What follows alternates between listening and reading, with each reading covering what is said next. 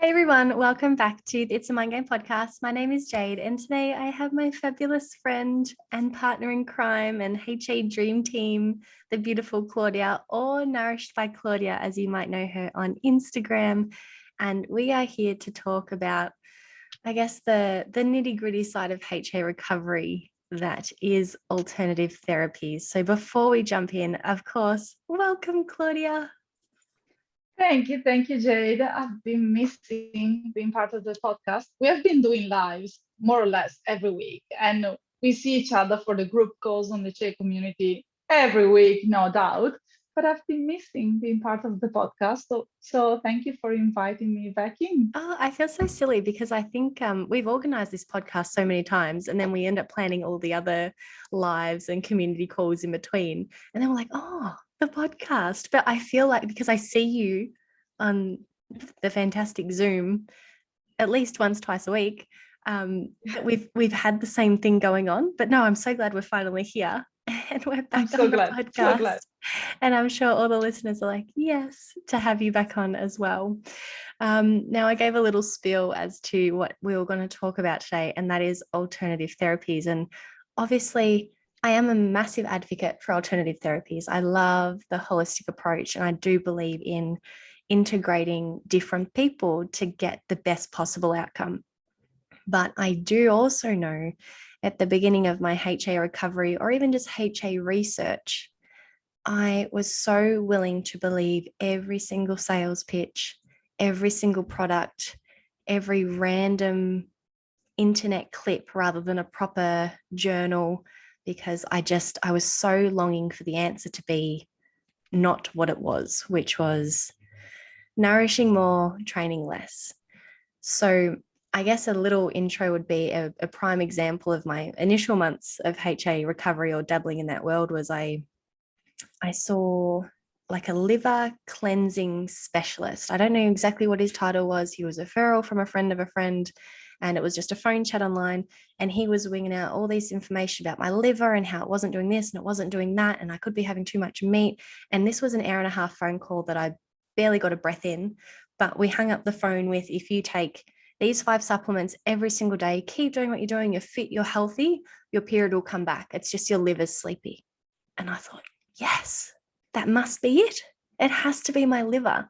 So I threw the cash. I waited for my parcel to arrive. I took some of the supplements. The reason I thought of this podcast was actually because I found one of them at the top of my cupboard that I don't even think I opened. But moral of the story, I was searching for everything other than what I knew I needed to hear. What has your experience been like with alternative therapies, HA recovery? If you have a story yourself, tell us all about it. Well, my story is very similar to yours. And I understand that the HA recovery is quite tough because some of the women, they are faced with hypothalamic amenorrhea because they've been stressing too much, undernourishing their body, they've been overtraining, or possibly they really didn't do it on purpose or they didn't realize what they were doing to themselves. But other women that I'm sure that they're listening to your podcast, they come with a background of eating disorders. So all of a sudden, hearing someone that tells you if you take this bunch of supplements, it's gonna take the pain away, where can I sign? How can I get in?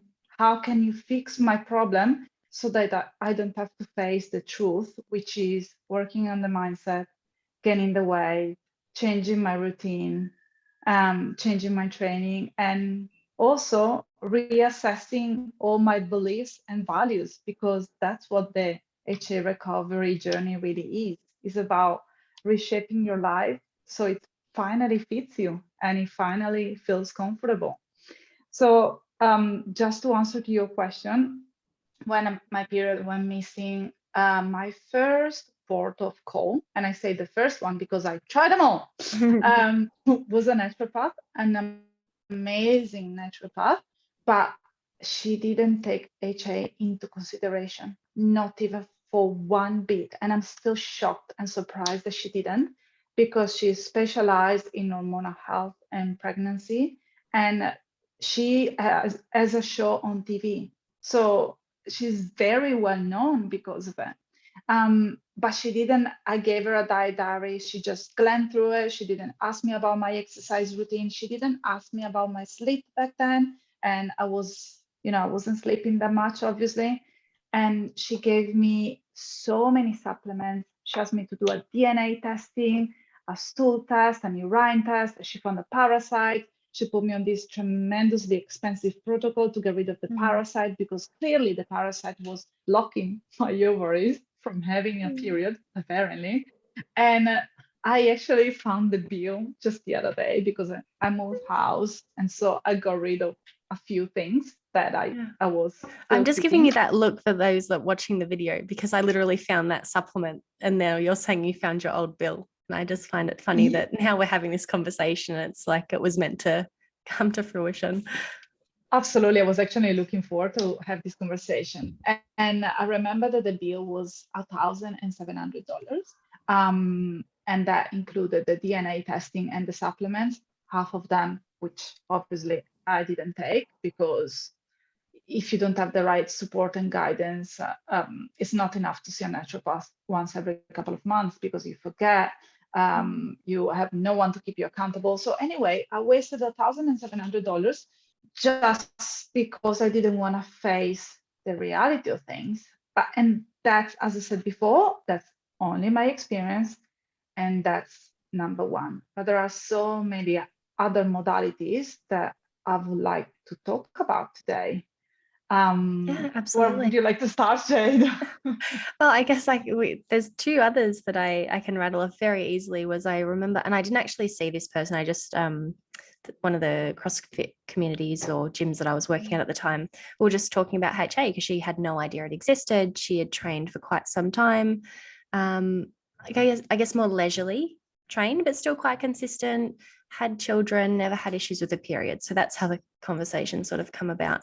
And the only reason I bring this one up, because I remember her saying to me, highly likely you've got a pinched nerve in between your vertebrae and that's stopping you from having a period. Come in, we'll do an alignment, and I bet you'll get a bleed. And nothing on that conversation, but I do just remember hearing that one thing in particular and thinking, that doesn't make sense to me. Like, there's so many things I could choose to believe will help me, but that's one that it's a little bit too far left or right for me to, it's a little bit too far, because I thought, this is complicated. This has been going on for a long time. Cracking my back surely can't be the solution. And so I didn't choose to pursue that, but it's an example that always rings true into my mind, because it would have been so easy for me to just start seeing that chiro every single week for an adjustment, because it's like, oh, maybe they just need to crack a little bit more, and then I'll be done. And obviously any kind of treatment like that, you go in and you walk out feeling better, like you feel good, you've had an adjustment, things are in line. So I would have had that positive reinforcement of feeling physically better when I walk out. And obviously not sharing this story to demonize anything, because I think there's a lot of wonderful chiros out there, just like there's wonderful naturopaths and physios and acupuncturists and all that sort of thing. But it's just the idea that we can be so vulnerable for people to help us that fits our narrative, which is I can keep everything the exact same and just add in a therapy, a supplement, a consultation, I don't know, the list goes on. And it's so easy to fall there and then start losing hope because nothing's working, because you've created a reality where you think you're doing everything, because you've trusted this one opinion that says just do this and everything will be okay. And then potentially it opens up this position where you don't try because you think you're broken and it hasn't worked, because you don't know any better, that you never actually tried what we know works. What are your thoughts on that, Claudia? Well, another thing that really comes to mind, along with the chiro, that, as I said, there are phenomenal chiropractors out there and osteopaths, and they can really help you if you have an injury, if you have chronic pain, or if your posture is as bad as mine. So I highly recommend people to go and see chiropractors for that particular reason, but not when it comes to HA.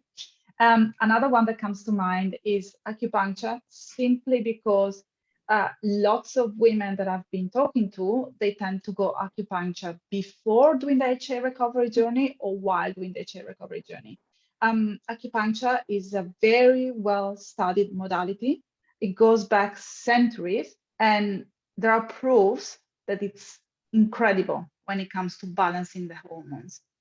At the same time, also, there is the benefit that whenever you go to acupuncture, you get to lay down for like an hour. And for women with HA that have a very hyper personality, being forced to lay down for an hour can actually do the trick, because I don't recommend anyone to move with the needles stuck into their body, because I tried. I remember one specific session, my phone was just out of reach by just this much, and I tried to extend my arm and the needle was just stuck in my shoulder, and the pain, OJ, the pain. But anyway, all I'm saying is acupuncture works, gives tremendous benefit, but it's not the cure. Let me say that I have many acupuncturists as clients, and that shows that acupuncture helps, but not if it's not combined with a proper HA recovery. Because if your body is not well nourished, if your body is still perceiving threat, doesn't matter how many meridians you balance out, doesn't matter if the chi starts flowing, if your kidney starts working again, you still need the food, you still need the sleep, you still need to rest. And I had this woman on the Recover from HA support group that she posted one day, I got my period back. I think that acupuncture did it. And obviously, all the comments that followed were on the line of, oh, which acupuncturist was it? That's How the many times a secret. week did you go? That's the secret, exactly. Little the other people know that for the 3 months before she got her period back, she started eating, nourishing her body every single day. She gave up exercising. She gave up her job. She changed her relationship. She moved in with a mom, and she started taking medications to heal a chronic depression. So all I'm saying is, don't believe the hype.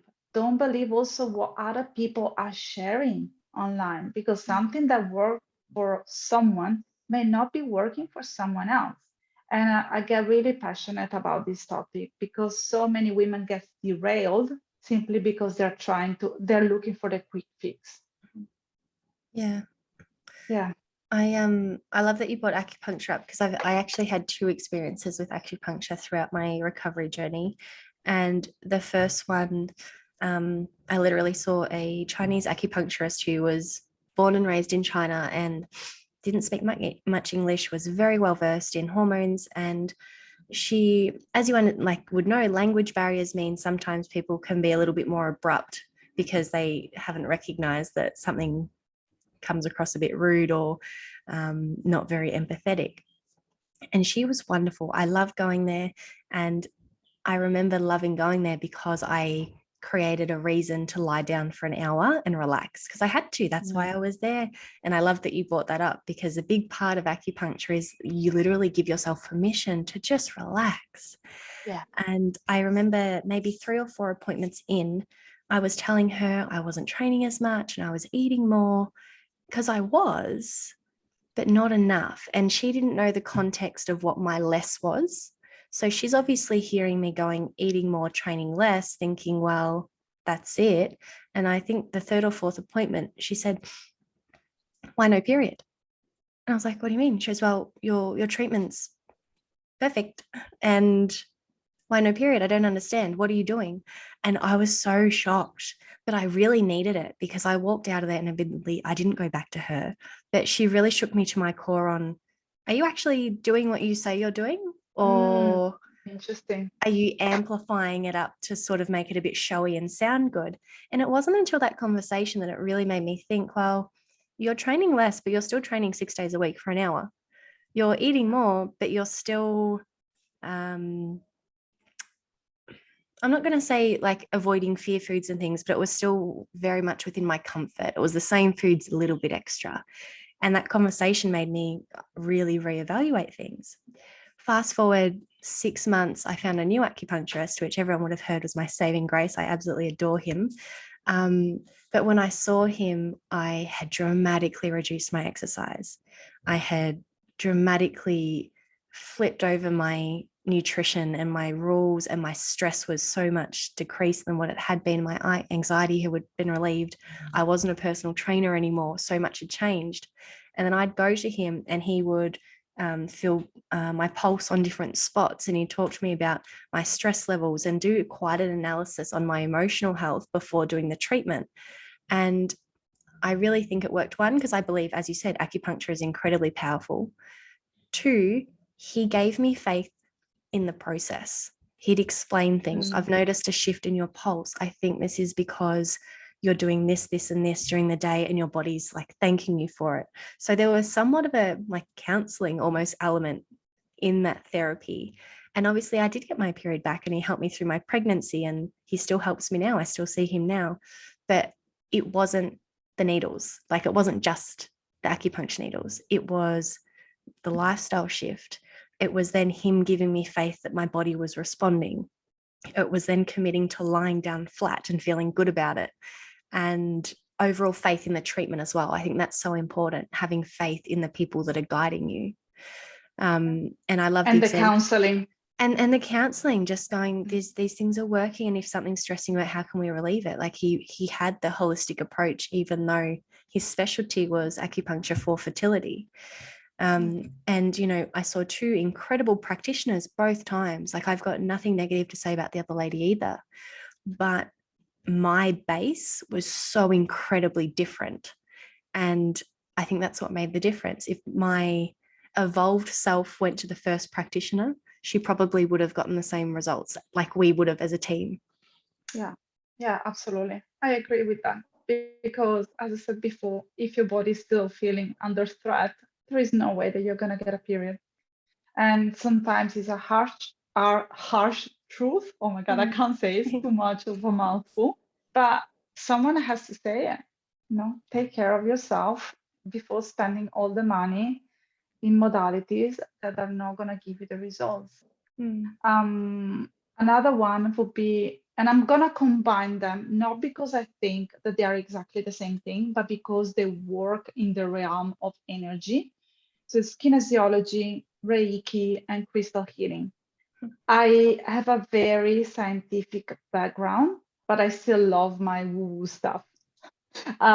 We are creatures that are made of energy. So I really, truly believe that we can shift our energy with Reiki, with crystals, and so on and so forth. Is that going to help me to get my period back if I restrict my calories, if I do intermittent fasting, and if I sweat my ass off at 5 o'clock in the morning? No. It's going to help with my self-esteem, with loving myself more, to decreasing the level of my anxiety possibly, but ultimately it cannot get your period back. And trust me, I've tried. I've tried them all. No, I actually didn't even think to bring that up today. People try them as well. Yeah. Reiki was a huge part of my journey. Loved it. And again, I don't think it was just the Reiki that got me through. I believe that it gave me an opportunity to really think deeply about what my body was feeling, because the practitioner would be having her hands over me and doing her thing, and I'd notice particular like buzzing sensations in my feet or an achiness in my neck, and it forced me to observe my body in a different light to, say, when I was lying on the bed doing acupuncture. And same as you, I absolutely believe in energy and being able to transfer it and raise your vibration and all those sorts of things. And, you know, they're great tools, but they're all tools that belong on the belt. And the belt essentially is your core and that mindset of what do I need to change at my base so that if I want to add in these things, they're complementing the overall system. Like, they're very much the decorations in an already beautiful tree. but how can we water the tree so that it grows and Yeah. blossoms, flowers, or I don't know where I'm going with that analogy, but you know what I'm trying to say. I love the Christmas tree analogy. Everything that talks about Christmas I and was like, winter, oh my you gosh, got I'm me. talking about Christmas. We're so far past Christmas. It's always Christmas for me. At least I wish. But I also would like to say, just to really clarify this, I am super pro these methodologies, especially because I then became a Reiki practitioner. I'm not You? I am actively too. practicing at the moment. Ah, there we go. I didn't know. You're Hello, funny, fellow Claudia. practitioner. But I haven't really practiced it since before COVID, because then I decided to move my Yeah. practice to being an online practice, and I haven't seen people face to face any longer. I know that you can do distant healing as well, but it has never been my zone of genius anyway. But I truly believe that working with crystals, working with energy is extremely beneficial, especially when you're suffering from anxiety, or when everything is feeling too overwhelming, or when you need to have faith in something. And that works very well, especially for women that are not religious, but not only that, obviously, but also it can work very well in conjunction with the religion. If you're looking for a place where to belong and to have faith, I highly recommend those modalities. But just for the sake of this podcast, if you're looking at a way to get your period back and to get pregnant, maybe it's not the quickest way for you to recover your menstrual cycle. I just wanted they're definitely complementary. No, I'm glad you brought that up, because it could be taken as though we're trying to say all these things don't work, and we're not saying that at all. All of these things are, again, wonderful tools, but they work so much better if you're working on the things that really need that conscious change, which is nourishment, relaxation, reevaluating your exercise standards, daily life, family life, work life, all those sorts of things. But your Reiki practitioner, let's quickly revert back to that. So for me, I decided to become a Reiki practitioner, and I did it just before lockdowns as well, which is why things changed. But for me, the motivating factor was because I found so much joy and trust in the process through having treatments while going through my HA recovery, that I thought I would love to share this with others. And that's what inspired me to learn more. What brought you into energy healing? My closest friends is a crystal healer and an energy healer, which is why I am absolutely pro energy stuff. But the reality is that I decided to become a Reiki practitioner because it was an excuse for me to relax and slow down. So at that time, because I didn't do it right before COVID, I just, oh, sorry.